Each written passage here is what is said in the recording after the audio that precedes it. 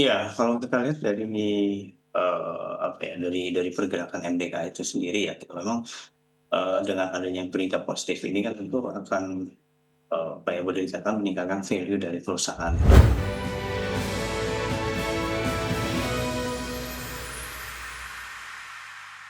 Terima kasih Anda masih bergabung sama kami pemirsa dan untuk berbincang pagi hari ini kita sudah terhubung dengan Mas Reza Priyambada, Direktur PT Reliance Sekuritas Indonesia Tbk. Selamat pagi Mas Reza. Ya, halo selamat pagi Mas Vicky, selamat pagi adik channel. Baik, terima kasih sudah bergabung bersama kami di Market Bus, Mas Reza. Semoga kita sehat selalu, Mas.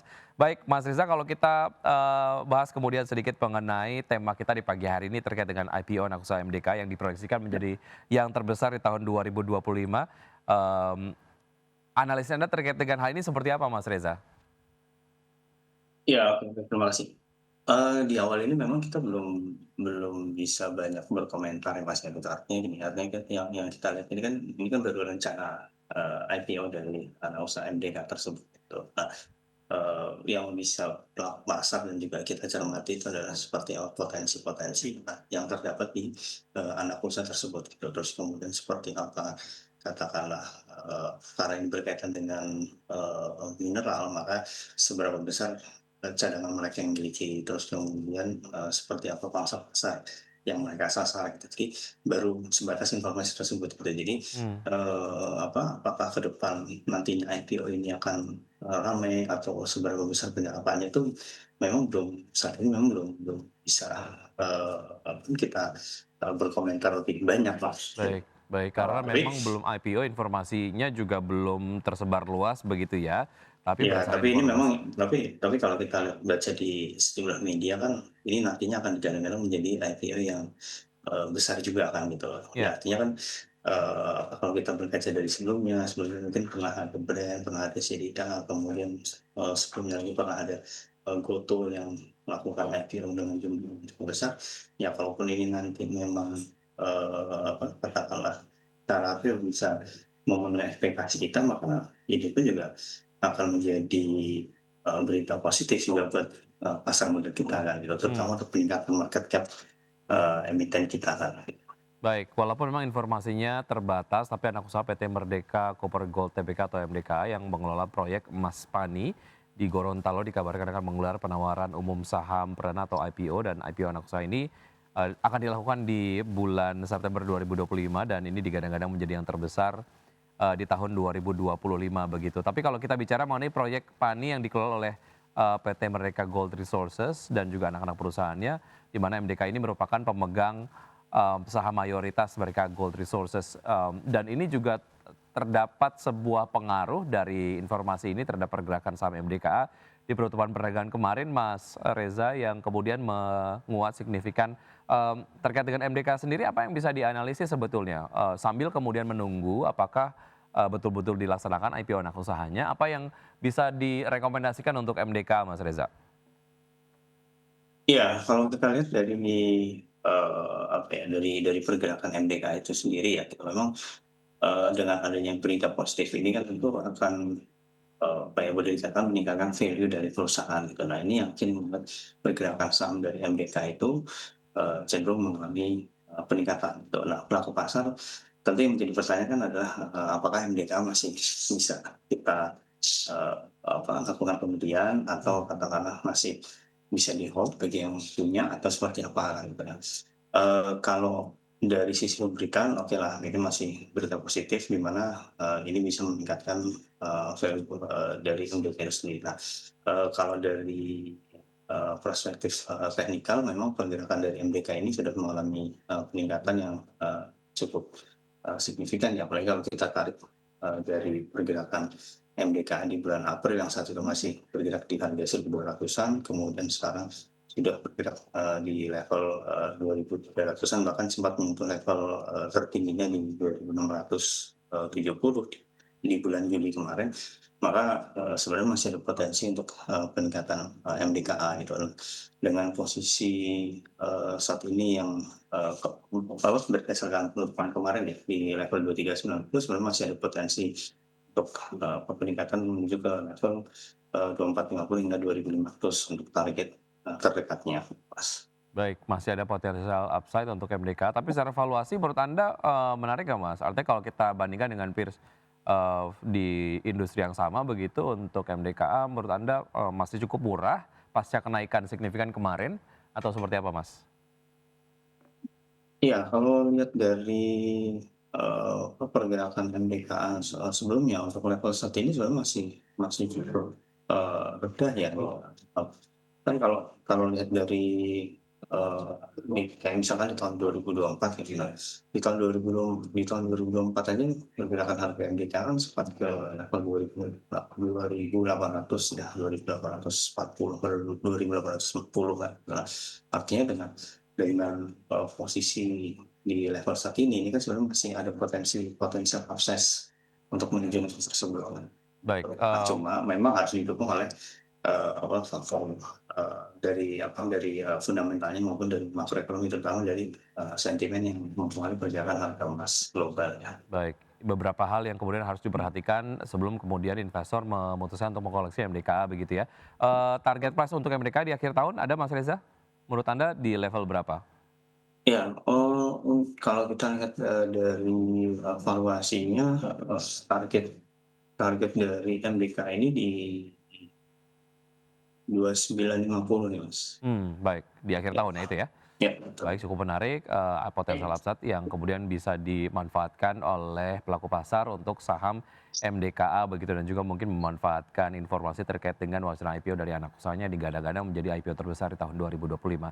Baik, kita tinggalkan MDKA, Mas Reza, kita ke informasi global yang kemudian ini nampaknya mendapatkan, perhatian cukup luas di pelaku pasar terkait dengan pemecatan Gubernur The Fed, Cook, yang kemudian mematahkan asumsi soal, tidak bisanya pemecatan, dilakukan oleh Presiden Amerika Serikat terhadap Gubernur The Fed begitu ya.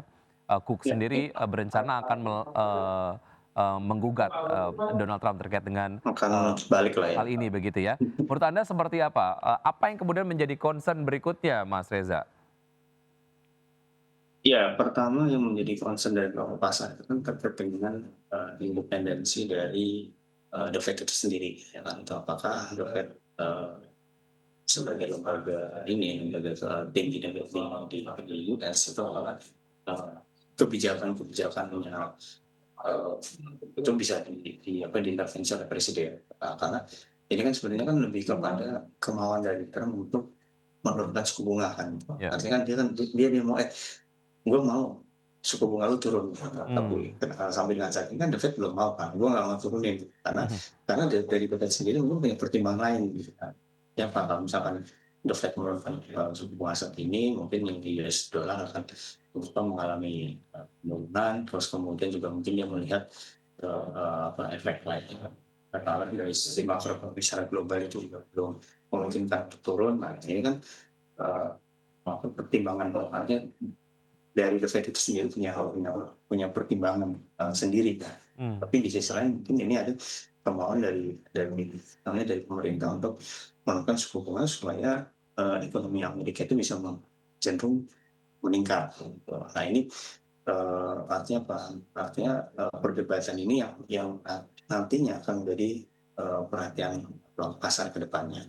Ya, jika ada pertimbangan-pertimbangan untuk menaikkan, menurunkan, dan juga mempertahankan suku bunga acuan, biarlah itu kemudian berdasar pada kondisi makroekonomi Amerika tidak mengenai hal yang kemudian diinginkan oleh Donald Trump sendiri begitu ya. Walaupun Iya, memang artinya kalau bukan dilihat bukan bukan melalui bukan melalui suatu paksaan lah gitu ya, kan.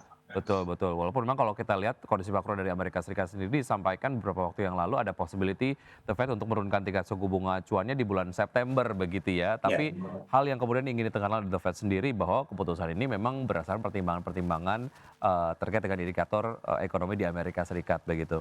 Baik, lalu bagaimana dampak psikologisnya terhadap posisi Jerome Powell, Mas Reza? Apakah ini nggak akan ngaruh atau seperti apa, Mas?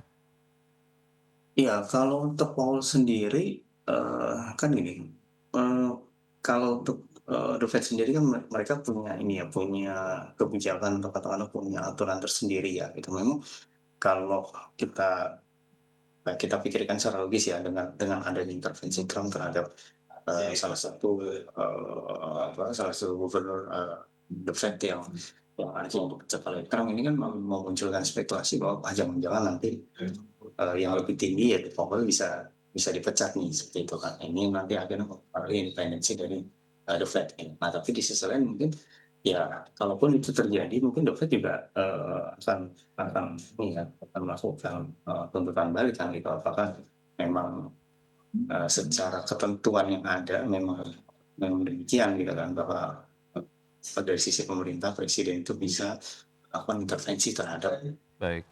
The Fed seperti itu. Ya, bahwa pelaku pasar memang menginginkan sebuah independensi dari The Fed, iya, tapi at the end of the day pelaku pasar menginginkan suku bunga acuan di Amerika Serikat untuk turun, which is itu adalah yang diinginkan oleh Donald Trump begitu ya. Nah, Baik. tapi yang menjadi kekhawatiran kan ketika siapa tuh yang kemarin sempat dipecat oleh The Fed, sorry yang dipecat oleh Trump, terus kemudian penggantinya itu adalah orangnya Trump. Nah ini yang nantinya akan berimbas kepada market gitu. Pasti market akan melihat wah kalau nanti diisi oleh Trump berarti nanti kebijakan dari The Fed yang ada mungkin ya apa ya secara kasar kita bisa bilang apakah nanti kebijakan yang sudah ada akan diacak-acak oleh orang Trump atau tidak, seperti itu sih. Baik, baik, menarik, kita akan terus ikuti perkembangan yang ada di The Federal Reserve Amerika Serikat. Baik, kita ke pergerakan dari ISG yang kemarin semakin mendekati ke level 8.000, Mas Reza, apa yang kemudian menjadi pengatrol, memang disampaikan Brand sebagai salah satu market cap ataupun saham dengan market cap terbesar di IHSG begitu, ini mengatrol penguatan IHSG di perdagangan kemarin. Tapi sebetulnya kalau kita lihat ada nggak indikator lain yang nampaknya juga ini menyokong penguatan dari IHSG di perdagangan kemarin? Ya, kalau lihat dari penguatan IHSG ya ini sebenarnya lebih ditopang oleh sejumlah saham ya gitu. Artinya penguatan itu lebih kepada reaksi dari pelaku pasar terhadap berita-berita emiten atau berita-berita terkait dengan hasil korporasi dari sejumlah emiten. Jadi lebih lebih ke situnya gitu. Nah, tapi kalau kita lihat dari sentimen secara makronya ini boleh dibilang belum belum terlalu mendukung. Itu artinya kalau kita lihat kemarin meskipun IHSG mengalami kenaikan, tapi di sisi lain asing mencatatkan sell, ya kan. Nah, terus kemudian dari nilai tukar rupiah kita cenderung mengalami pelemahan, gitu kan. Itu terus kemudian di sisi lain juga apa dari rilis beberapa data makroekonomika juga masih menjadi pertanyaan dari pelaku pasar kan. Itu artinya Baik. secara sentimen sebenarnya belum terlalu mendukung gitu. Tapi yang lebih mendukung sebenarnya lebih kepada reaksi pasar terhadap sejumlah berita-berita emiten gitu. Baik, oke, itu dia informasi terkait dengan IHSG. Bicara mengenai IHSG di pukul 9 lebih 5 menit,